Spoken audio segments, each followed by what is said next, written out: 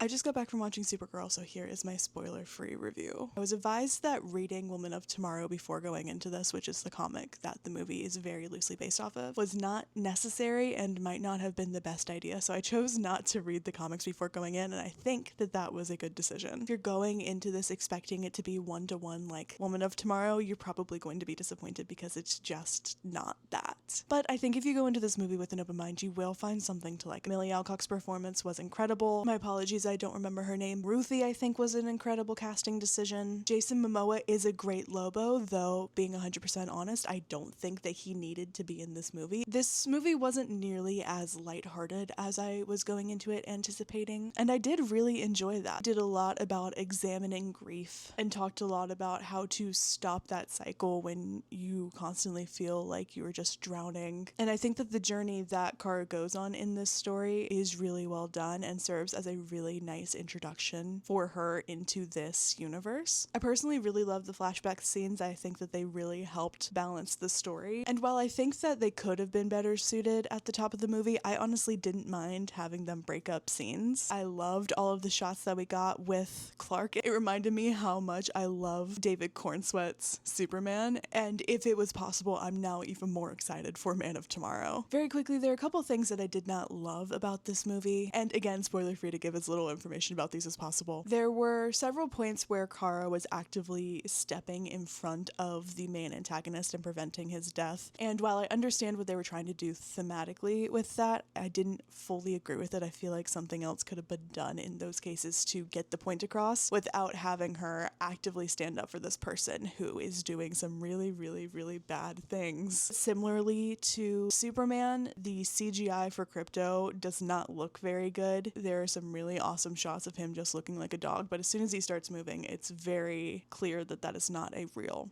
dog. And similarly, I think the same flaws with Superman as far as the flying. I do think that it looked a little bit better, but that also could be because there aren't nearly as many close-ups of Kara flying. I think that there is still some work to be done in terms of how that looks and trying to make it look a little bit less obvious that they're on a rig. That is me nitpicking just a little bit because it doesn't look heinous, it just doesn't look natural. My last complaint, and this is a little bit of personal preference, but for me personally, there were too many bodily fluids in this movie. But I feel like that is also very par for the course for a James Gunn influenced movie. Overall, I think the best part of this movie is Kara and watching her go through her journey and finally accepting her grief. I will definitely be going to see this movie at least one more time. But in the meantime, I would love to hear your spoiler-free thoughts, so make sure you leave them in the comments. And while you're over there, you might as well press follow.